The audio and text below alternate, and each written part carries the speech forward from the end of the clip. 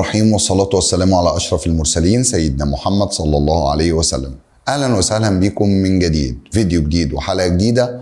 هنشرح النهاردة إن شاء الله خاصية توزيع الضرب على الجمع والطرح من خواص عملية ضرب الأعداد النسبية الحصة الخامسة.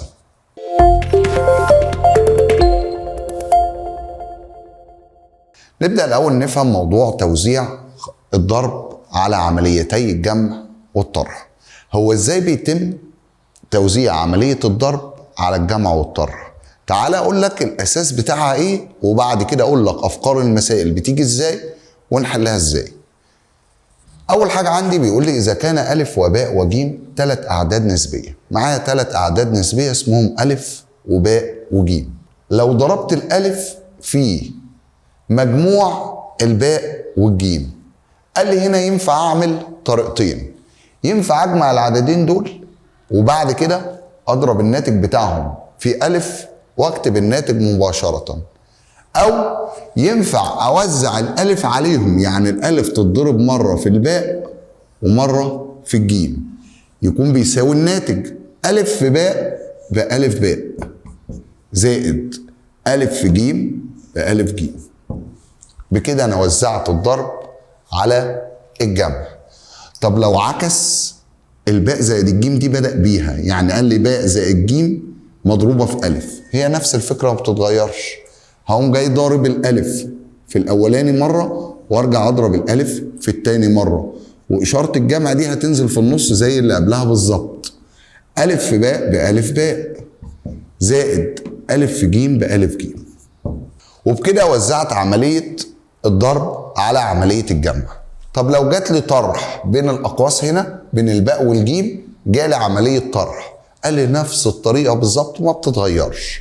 يبقى هاخد الألف أضربه مرة في الباء ومرة في الجيم، ألف في باء بألف باء ناقص ألف في جيم بألف جيم. نفس الفكرة لو جاب لي باء ناقص جيم الأول، يبقى هضرب الألف في الباء مرة والألف في الجيم مرة، ألف في باء بألف باء ناقص ألف في جيم بألف جيم. طب ما تيجي يا أستاذ نشوفها في أرقام عشان الموضوع يتفهم أكتر. لما أجي أقول لك الاتنين مضروبة في 2 على 6 زائد 3 على 4، أنا ينفع أجمع الأول، بس عشان أجمع هوحد مقامات وهخش في دنيا ومتاهة. طب ما تيجي نضرب وبعدين نجمع. تعالى نضرب. يبقى الاتنين هتتضرب في الأول مرة وهتتضرب في التاني مرة، تبقى 2 في 2 على 6 زائد 2 في 3 على 4. على الاتنين فيها الواحد وعلى الاتنين فيها التلاتة، أصبح الناتج هنا 2 على 3 زائد على الاتنين فيها الواحد على الاتنين فيها الاتنين، أصبح الناتج هنا 3 على 2 هتساوي. المقامات مش متوحدة، اضرب 2 في 3 ب6، 2 في 2 ب4 و3 في 3 تديني 9، يبقى 4 زائد 9 تديني 13 على 6. ده الناتج النهائي بتاعي. تعال نشوف المثال التاني ده كده هتساوي. خد بالك ان هنا عملية طرح ما بتفرقش كتير، نفس الخطوات اللي انا عملتها في الجمع هي نفس الخطوات اللي انا هعملها في الطرح. هضرب التلاتة في الاول مرة وفي التاني مرة. عندي هنا التلاتة تتضرب في 3 على 9 ناقص التلاتة تتضرب في الواحد على 3. هلاقي هنا على التلاتة فيها الواحد على التلاتة فيها التلاتة، 3 على التلاتة الناتج بتاعي يكون 1، على التلاتة فيها الواحد وعلى التلاتة فيها الواحد، 1 على الواحد فيها الواحد، 1 ناقص 1 هلاقي الناتج هيساوي 0.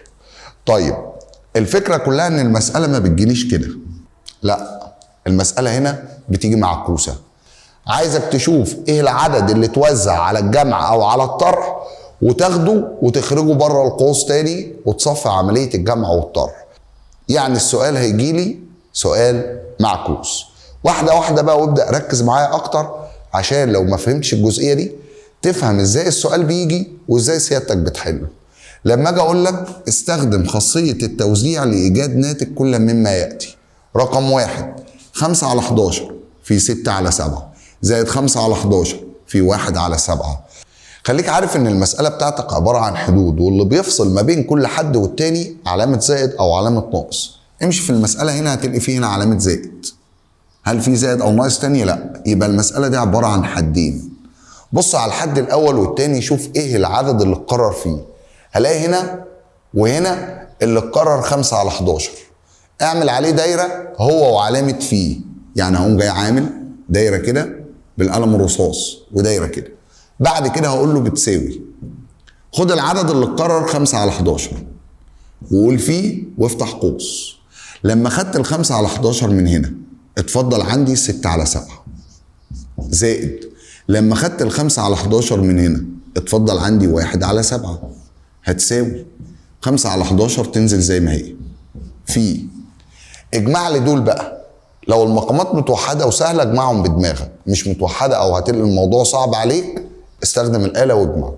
عندي هنا المقام هنا 7 والمقام هنا 7، نزل واحد منهم واجمع البسط. 6 زائد 1 هتلاقيها 7. اصبحت المسألة بتساوي 5 على 11 تنزل زي ما هي في 7 على 7 فيها الواحد، يبقى 1 في 5 على 11 بتساوي 5 على 11. طب تعالى نشوف المثال التاني.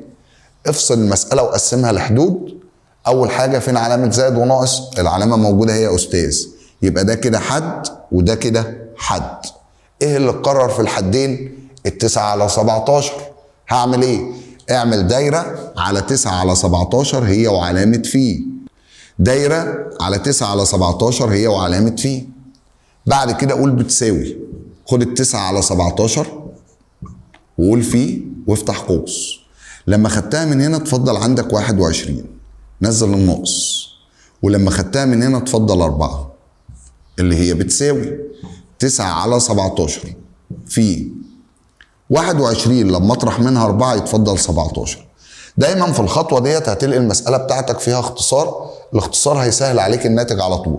هتلاقي هنا ال 17 طارت مع ال 17 اتفضل عندي في الناتج 9. لما اجي ابص هنا 22 على 25 في 6 على 11 زائد 5 على 11 في 22 على 25 ناقص. كده في كام حد عندك في المسألة؟ قال لي في 3 حدود. ادي 1 2 3. ايه العدد اللي اتكرر في ال3 حدود؟ 22 على 25 اعمل عليها دايرة هي وفي. اعمل عليها دايرة هي وفي حتى لو كان جايبها التانية مش الأولى. اعمل عليها دايرة هي وفي وقول بتساوي 22 على 25 في. لما خدتها من الحد الأول اتفضل عندي 6 على 11 العلامة زائد. لما خدتها من الحد التاني اتفضل 5 على 11 العلامة اللي بعدها ناقص. لما خدتها من هنا ما فاضش حاجة خالص مكانها. اعرف ان لازم المسألة لو 3 حدود يتفضل معاك جوه القوس 3 حدود. طب يا استاذ ما انا لما خدت ال 22 على 25 من هنا ما فاضش حاجة اكتبها. ما تسيبش مكانها فاضي، لازم تحجز مكانها بواحد. لازم تحجز مكانها بواحد. وهقول لك اصل الواحد ده جه منين. سيادتك لما بتخرج 22 على 25 من المسألة كلها اكنك بتخرجها عامل مشترك بالظبط. والعامل المشترك اللي بتخرجه لازم بترجع تقسم عليه. لما اقسم ديت على ديت طارت او فيها الواحد، 1 في 6 على 11 ب6 على 11 كتبتها. لما اقسم 22 على 25 على 22 على 25 فيها برضو الواحد. 1 في 5 على 11 فيها ال5 على 11. لما اقسم هنا 22 على 25 على 22 على 25 هلاقي فيها الواحد ومفيش حاجة يتضرب فيها الواحد، يبقى الواحد يتكتب زي ما هو. طب انا جيت احل يا استاذ ونسيت الواحد دوت وما كتبتش، قمت جاي هنا وقمت جاي قافل القوس كده. اعرف ان انت مسألتك كده غلط. لازم ناقص تنزل، ولازم طالما مفيش حاجة تتكتب احجز مكانها بواحد. بعد كده صف اللي جوه القوس الاول عندي هتساوي 22 على 25 في وافتح القوس. عندي هنا مقام 11 ومقام 11. يبقى الموضوع سهل يا استاذ. نزل ال 11 زي ما هي، و6 زائد 5 هتلاقيها 11 والناقص 1 ده ينزل زي ما هو. هتساوي 22 على 25 في 11 على 11 المفروض فيها الواحد. 1 ناقص 1 تديك 0. 0 في أي عدد في الدنيا يديني صفر. تمام كده؟ تمام. تعال نبص على المثال التاني. اول حاجه قابلني علامه زائد، علامه نقص. يبقى انا عندي 3 حدود، الحد الاول، الحد التاني، الحد التالت. ايه العدد اللي اتكرر؟ يا استاذ انا شايف 7 على 12 هنا و7 على 12 هنا، لكن هنا مفيش 7 على 12، ده في 49 على 12. تعال اما اقول لك على حاجه بالنسبه لل 49 على 12. الاصل بتاعها كان ايه؟ قال لي الاصل بتاعها ال 12 كانت هنا، ودي بدل ما هي 49 هخليها 7 في 7. يعني الاصل بتاعها كان 7 في 7 على كام؟ على 12. طب يا استاذ مش انا ينفع اكتبها 7 على 12 في 7 على 1؟ ينفع عادي جدا. يبقى اصل ال 49 كانت 7 في 7. فصصت الكسر ده على بعضه كده ورجعته اكنه عمليه ضرب. اكنه عمليه ضرب. خدت ال 7 على 12 لوحدها وقلت فيه 7 على مفيش حاجه تحتها لان ال 12 هتبقى هنا، فقلت 7 على 1. يعني خدت ال 7 على 12 وضربتها في 7 على 1. سيادتك لو جيت ضربتها البسط في البسط والمقام في المقام هترجع تاني ل 49 على 12. يبقى اصل ال 49 على 12 كانت 7 على 12 في 7. يبقى انا هشيل دي كده واحط مكانها 7 على 12 في 7 وانزل باقي المساله زي ما هو. يبقى 7 على 12 في 5 زائد 7 على 12 في 7 ناقص 7 على 12 في 11. اللي اتكرر كده يا استاذ 7 على 12 7 على 12 7 على 12 هتساوي ادي 7 على 12 هقول فيه وافتح قوس. خدتها من هنا فاض 5، خدتها من هنا فاض 7 ناقص خدتها من هنا فاض 11. يبقى هتساوي 7 على 12 في 5 زائد 7 12. 12 ناقص 11 1. 1 في 7 على 12 يبقى الناتج هيكون 7 على 12. نمسح وناخد فكرتين او مسألتين 3 كمان. كتبنا شوية امثلة تانية على خاصية التوزيع هنحلهم مع بعض، وكتبت لك مثال كمان على التعويض المباشر الخاص بعملية الضرب والقسمة. تعال نشوف المثال الاول هنا. 5 على 7 في 2 على 3 زائد 5 على 7 في 1 على 3. مبدئيا في زائد هنا يبقى الجزء ده حد والجزء ده حد. ايه العدد اللي اتكرر في الحدين؟ هلاقي ال5 على 7 اتكررت هنا وهنا. هعمل عليها دايره هي وعلامه في، هعمل عليها دايره هي وعلامه في، واقول له بتساوي واخد ال5 على 7 واقول في وافتح قوس. لما خدتها من هنا اتفضل 2 على 3 نزل علامه الزائد. خدتها من هنا اتفضل 1 على 3 يعني بتساوي 5 على 7 في المقام متوحد نزل 1 منهم واجمع 2 زائد 1 3 يعني بتساوي 5 على 7 في 3 على 3 فيها الواحد. 1 في 5 على 7 يبقى الناتج هيكون 5 على 7. نفس الفكرة هنا 11 في 3 على 10 ناقص 3 على 10. طالما في ناقص في النص اعرف ان هم عبارة عن حدين. ايه اللي اتكرر في الحد الاول والحد الثاني؟ ال3 على 10. يبقى اقول له بتساوي 3 على 10 في وافتح قوس. خدتها من هنا طبعا هعمل عليها دايره وهعمل على دي دايره. لما خدتها من هنا اتفضل 11 ناقص، ولما خدتها من هنا ما فاضش حاجه احطها يبقى لازم احجز مكانها بواحد. هتساوي 3 على 10 في 11 ناقص 1 10. ال10 هتطير مع ال10 هيكون الناتج 3. لما اشوف المساله هنا هلاقيها برضو حدين لان في النص هنا علامه زائد. ايه اللي اتكرر في الحدين؟ هنا 5 على 12 وهنا 5 على 12. هعمل عليها دايره هي وعلامه في، هعمل عليها دايره هي وعلامه في. هقول بتساوي 5 على 12 في وافتح قوس. اتفضل من هنا 3 زائد لما خدتها من هنا اتفضل 9 يعني هتساوي 5 على 12 في 3 زائد 9 12.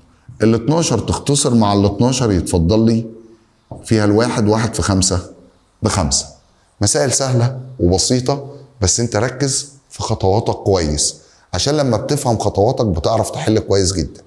4 على 9 في 11 زائد 4 على 9 في 16. في زائد في النص يبقى المسألة عبارة عن حدين، حد اهو وحد اهو.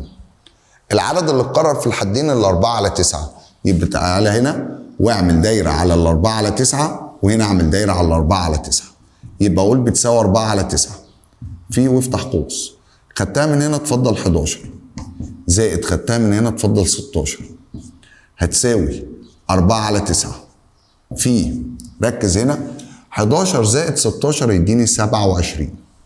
يا استاذ ده ما ادانيش زي كل مره 9 عشان تختصر مع المقام وتفضل لي الاربعه، هعمل ايه في الوقت ده؟ قال الموضوع سهل جدا، ال 27 تقبل الاسم على التسعه، يبقى هنا 9 على 9 فيها الواحد وهنا 27 على 9 فيها الثلاثه. الناتج اللي طلع معاك من الاختصار اضربه في الاربعه، 3 في 4 تديك 12، يبقى الناتج هيكون 12. سالب 3 على 7 في 8 زائد 5 في سالب 3 على 7 زائد سالب 3 على 7.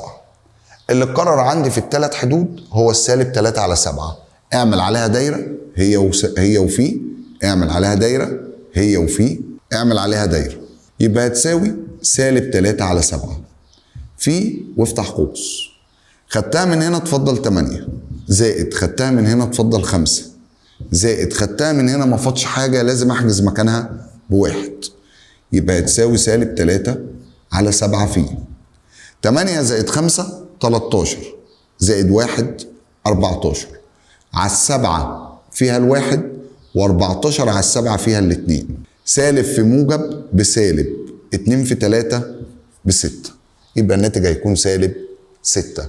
طب في مسألة التعويض المباشر بيقول لي س بتساوي 3 على 2 وصاد بسالب 1 على 4 وعين بسالب 2، اوجد قيمة 1 على س في صاد في عين. مبدئيا مسألتك اسمة وضرب، فانت خد المسألة على جزئين، هات قيمة س في صاد في عين الأول، شيل السين وحط 3 على 2 في شيل الصاد وحط سالب 1 على 4 في شيل العين وحط سالب 2 هتساوي موجب في سالب بسالب، سالب في سالب بموجب، يبقى الناتج هيكون موجب. طبعا السالب 2 دي مقامها هيكون 1 لأن عدد صحيح وأي عدد صحيح مقامه 1. 1 في 3 ب3، 3 في 2 ب6 على 2 في 4 ب8، 8 في 1 ب8. ينفع اختصرها؟ ينفع تختصرها. ال6 وال8 يبقى الاسم على الاثنين، يبقى هنا على الاثنين فيها ال3 وعلى الاثنين فيها ال4، اصبح الناتج بتاعي 3 على 4. يبقى انا كده جبت قيمة السين صاد عين ب3 على 4. طب هو عايز 1 على س صاد عين، مش هي يا استاذ لو قلت 1 على س صاد عين؟ هي يعني بتساوي 1 على 3 على 4 اللي هي بتساوي الاول ينزل زي ما هو والعلى تبقى في، واعكس الكسر الثاني يبقى 4 على 3. الواحد ده مقامه 1، وواحد في اي عدد ما بيأثرش في قيمته، يبقى اما اضرب 1 في 4 ب4 و1 في 3 ب3، وبكده اكون جبت الناتج النهائي. حصه خفيفه ظريفه، وافكار المسائل دي اساسيه من دلوقتي معاك في قلب امتحانك، يعني لازم تدرب نفسك على حل مسائل كتير جدا على خاصيه التوزيع، لان مفيش امتحان يخلو من هذا النوع من المسائل. دمتم في امان الله، والسلام عليكم ورحمه الله وبركاته.